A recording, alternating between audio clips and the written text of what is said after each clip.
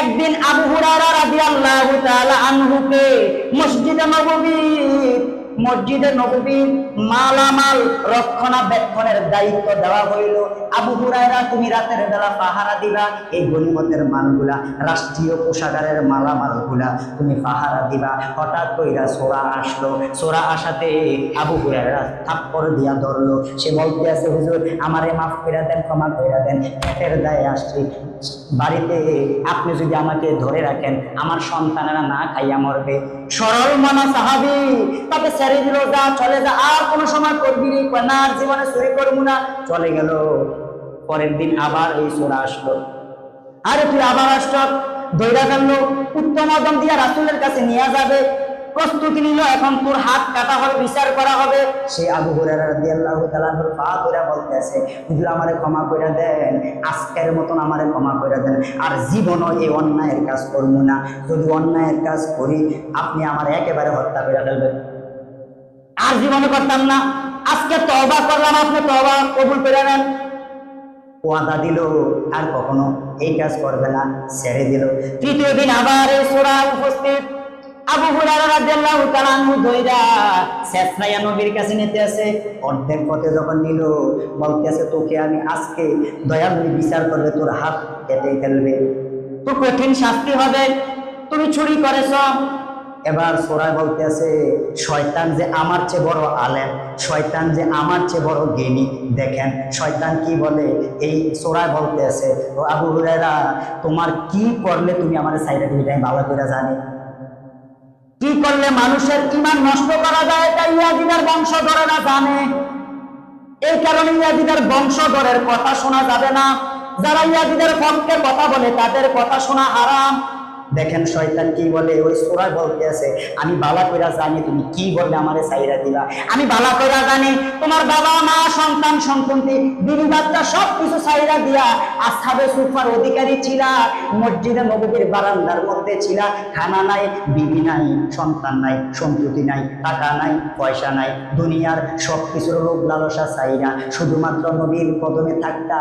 নবীনী জবান মুবারক একটা বাণী তোমাদের কাছে বলে, আর তোমরা এটা নোট কইরা শিখতা, শুধু একটা এলেমের জন্য, একটা হাদিসের জন্য তোমরা দিনের পর দিন নবীর কদমে থাকতা, বাবা মা সব কিছু ছাইরা দিয়া নবীর কদমে থাকতা। আমি কিন্তু ভালো কইরা জানি তোমার দুর্বলতাটা কোন জায়গায়। ও আবু হুরায়রা, তুমি আমারে ছেড়ে দাও, আমি তোমারে পৃথিবীর শ্রেষ্ঠতম, তোমার কাছে যেটা দামি, এই দামি জিনিসটা আমি তোমারে দিয়া দেব, তার বিনিময়ে আমারে ছাইরা দাও। বলতেছে, কি বলো? আবু হুরায়রার সামনে ওই সূরা বলতেছে, তোমরা তো রাসূলের হাদিসের জন্য তোমার অনুপস্থিতিতে নেই, নবীজি একটা হাদিস বলে এই কারণে তোমরা বাড়িতে যাও না, খাবার খাইতে পর্যন্ত যাও না, দুনিয়ার সব কিছু বাদ দিয়া নবীজির কদমে থাকো। কিন্তু তুমি যখন বাথরুমে গিয়েছিলা, তুমি যখন হাজতে গিয়েছিলা, এই তোমার অনুপস্থিতিতে নবীজি জবান মুবারকে একটা হাদিস বর্ণনা করেছে, যেটা অন্যান্য সাহাবীরা শুনেছে, আমিও দূর থেকে শুনেছি। পারে বাকি আয় হায় বাকি আমাদের সারা নবীজি কি হাদিস বলে গেল, এই হাদিস আমি জানলাম না। সাহাবায়ে কেরামদের মধ্যে সর্বশ্রেষ্ঠতম হাদিস বিশারদ আমি 5374টি 5374টি হাদিস বর্ণনা করছি। আয় হায় বাকি আমার অনুভূতির মধ্যে কি আবার হাদিস বর্ণনা করলো, আমি জানলাম না, শুনলাম না, তাড়াতাড়ি বলো, তাড়াতাড়ি বলো, পৃথিবীর সব কিছুর চেয়ে দামি হইলো আমার কাছে এই হাদিস, বলো বলো। সে বলতে আছে, তোমার অনুপস্থিতিতে নবীজি এমন একটা হাদিস বললো, ওই হাদিসটা হলো আয়াতুল কুরসির হাদিস। যখন কোন মানুষ কোন একটা জিনিসের মধ্যে আয়াতুল কুরসি ফইরা ফু দেয়, এটার জিম্মা স্বয়ং আল্লাহ নিয়ে নেয়। শয়তান, ইবলিস, মালাউন, সোর পর্যন্ত এটার হস্তক্ষেপ করতে পারে না। ও আচ্ছা, আলহামদুলিল্লাহ, পৃথিবীর শ্রেষ্ঠতম দামি আমি হাদিস পাইছি, যাও তোমারে ছেড়ে দিলাম। পরের দিন যখন নবীজির কাছে গেলেন, নবীজি মুস্কি হাসতে হাসতে বলতেছে, রে আবু হুরায়রা, 3 দিন কি ঘটনা হয়েছে আমি তো জানি। আবু হুরায়রা, যে ব্যক্তি তোমার সাথে কথাগুলা বলছে, যে হাদিসটা বলছে, হাদিসটা কিন্তু সত্য, কারণ সে কিন্তু একজন আলেম, কারণ সে কিন্তু মানুষের সুরতে আইছে, সে কিন্তু ফেরেশতাদেরও আলেম। মিস্টার ইবলিস শয়তান, সেই ইবলিস শয়তান মানুষের সুরের বেশে তোমার কাছে আইছে, কিন্তু যে বাণীটা তোমার কাছে দিছে এই কথাটা কিন্তু সত্য একটা হাদিস, কিন্তু সে হলো মিস্টার ইবলিস।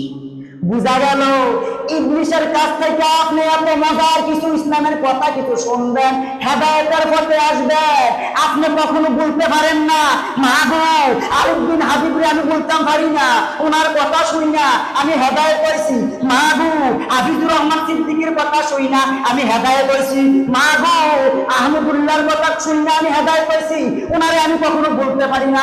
বাবা মনে রাখবেন, আমি আবারও বলে কৈফেরের পা সুন্দর ছিলেনের রাও সুন্দর। বাবা তারাই বলে ইয়াজিদকে নাকি কাফের বলা যাবে না, নাউযুবিল্লাহ। আয় হায় কয় কি রে, ইয়াজিদকে নাকি কাফের বলা যাবে না।